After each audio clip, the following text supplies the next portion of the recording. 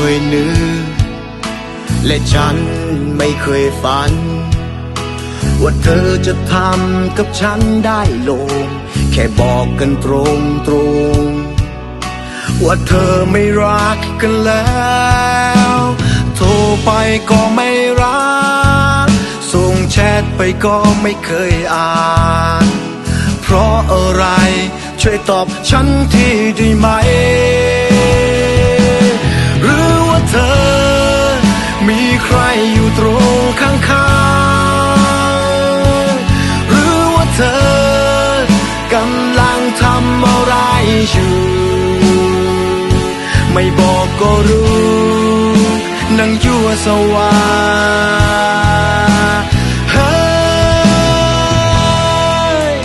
ฉันรักเธอมากแค่ไหนเอาใจให้เธอทุกอย่างตามใจเธอทุกสิ่งมันยังไม่พอใช่ไหมโทรไปก็ไม่รับส่งแชทไปก็ไม่เคยอ่านเพราะอะไร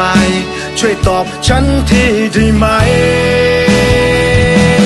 หรือว่าเธอมีใครอยู่ตรงข้างๆหรือว่าเธอกำลังทำอะไรกันอยู่ไม่อยากจะคิดนั่งยั่วสวา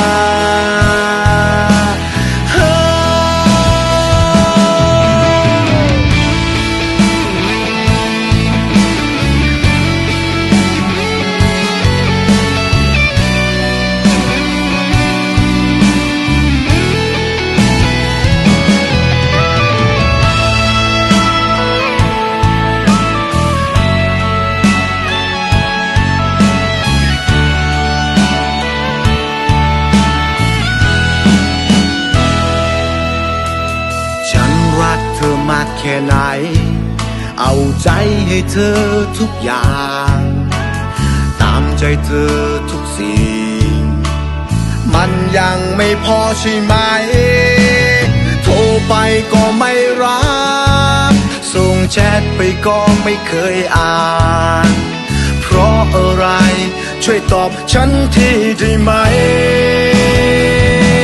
หรือว่าเธอมีใครอยู่ตรงข้า